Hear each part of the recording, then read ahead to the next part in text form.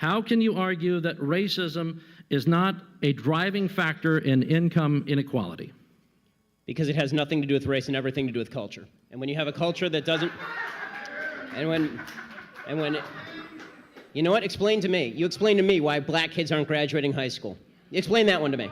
Explain to me why black kids are shooting each other in rates significantly higher than whites are shooting each other. Explain to me why 13% of the population is responsible for 50% of the murder. Explain to me why the number of black kids in prison, not for innocent reasons, not for walking down the street and getting pulled into a prison, is so high. Explain, if it has nothing to do with culture, explain to me why the single motherhood rate in the black community jumped from 20% to 70% in the same course of time that the civil rights movement has made such tremendous strides. Is America more racist now than it was in 1960? And if it is, please explain to me how that happened.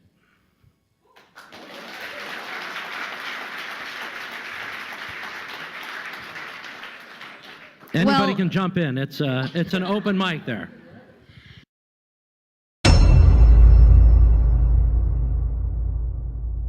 Rich us in the media. Michelle, what do you people want? What do I want? Michelle, When you say you people, what do you mean? the complaining black people blaming others for the failure of their parents and their lives, What complaint blaming have we made? others for whatever it is you complain about. What is it exactly do you want from white people?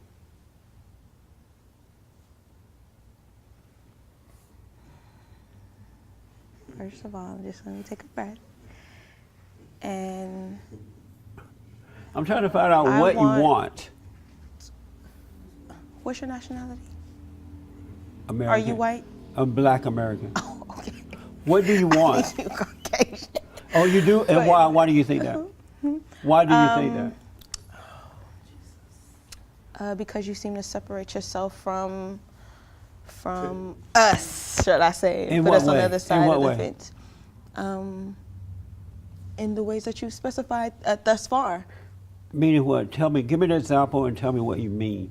You How you refer mean? How to do? us, What do the you black people want from here white as people? you Meaning people, that I'm not including with yourself. you. Oh, okay, I It's got just you. y'all by yourself, right? Let me explain why I do that. What you don't know is that there are two realities in life. One is that of good and one is that of evil. And now that I've been able to overcome evil, I don't identify with angry, evil black people.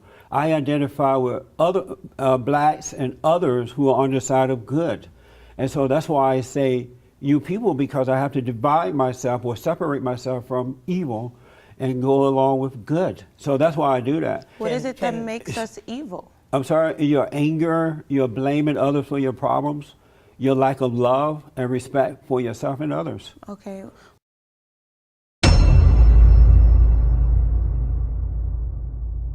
Unbelievable, astonishing sexism. We have to teach young boys not to be boys so they won't be violent. Why is being violent being Get out! Get out! I'm sorry. Like gender, we teach boys and girls that they're the same, and that's a problem.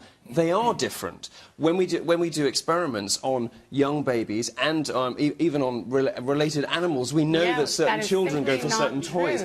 Boys and girls are different. To give you some context for all of this. You have to understand a little bit about the history of feminism. There have been two main strands. And here is our local expert.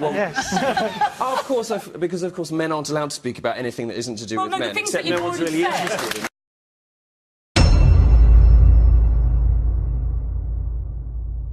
in. We talk about separate but equal, but, you know, having even mentioned the Floyd Mayweather fight, they're walking away with, you know, hundreds of millions of dollars at stake. You being at the height of your sport, maybe make, what, $1 million at most per fight? Does that anger you, and what can we do to change that? I don't like to talk about exactly how much money I make, but I'm extremely comfortable and happy. You are? Yes. Okay, so... And, you know, if I got to a point where I had almost 50 fights, I would probably be making close to the same amount of money that Floyd does.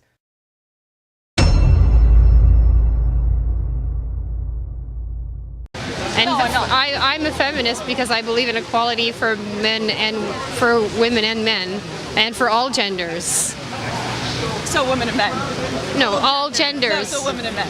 There's women. There are two genders biologically. I'm sorry. There isn't. There's you're not now you're totally excluding, you know, transgender, non-binary, gender fluid people, and yeah, these. I mean, you can live in your unicorn I'm world. going to assume that you're a cisgender straight woman because you obviously that's really true. and that you probably haven't ever been raped. Either. I actually identify So as an attack helicopter, so it's really offensive. You sound like you're speaking from a very privileged point of view here. Very privileged. Yes. I would like you to use my pronouns if you could. They're I, me, and my. So now you're mocking the LGBTQ community now. I have lots of LGBTQ friends, and they don't get professionally offended at everything. Just because you have LGBTQ friends doesn't mean that you're not homophobic or biphobic or transphobic.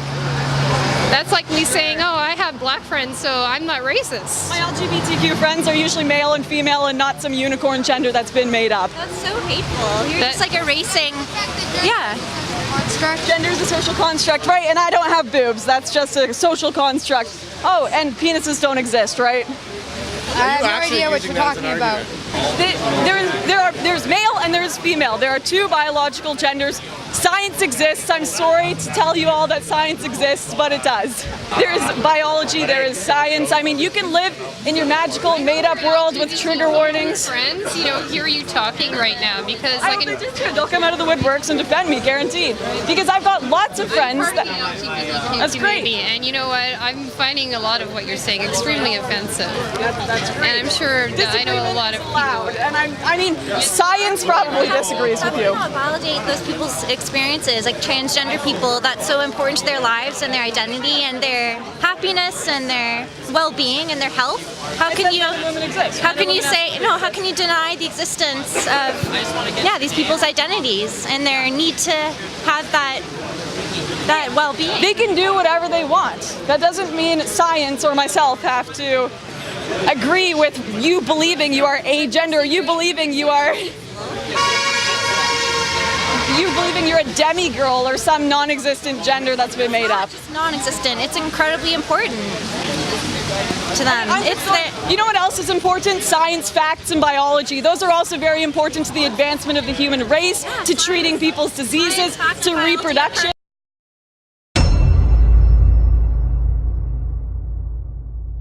The vast majority of people who are stopped and frisked are black and Hispanic. That's because the vast majority of people in New York City who actually commit gun crimes are black and Hispanic. I'm sorry, I can't do anything about that. How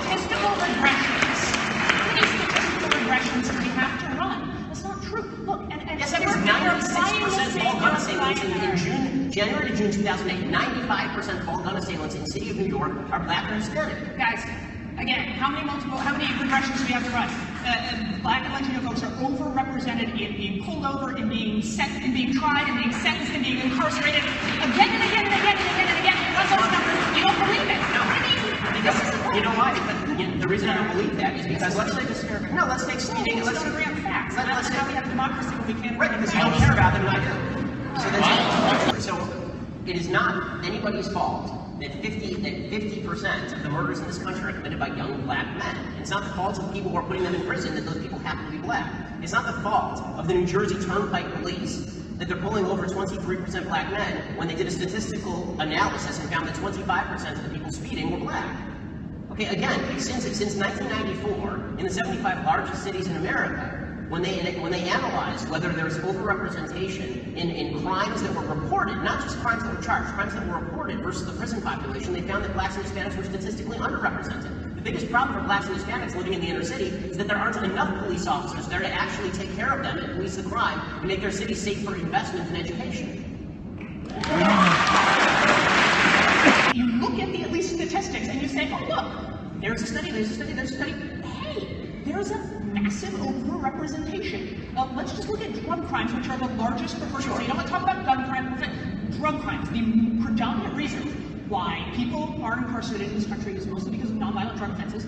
And study after study, black and Latino folks far overrepresented in terms of arrests, in terms of charging, in terms of sentences. Get harsher sentences when they're sentenced. That's not true. That when it comes to college admissions, for example, there are more women than men going to college. That's correct. When it comes to graduate schools, there are more women than men going to graduate schools. Yes. Okay, when it comes to jail, which you just cited, the vast, well over 90% of the people in jail are men. Is that because the system is sexist against men? I'm arguing that the jailing system is now sexist against men because there are more men than women in prison? That's really your argument. No, it does happen to also be the case that more men commit crimes. More men commit crimes.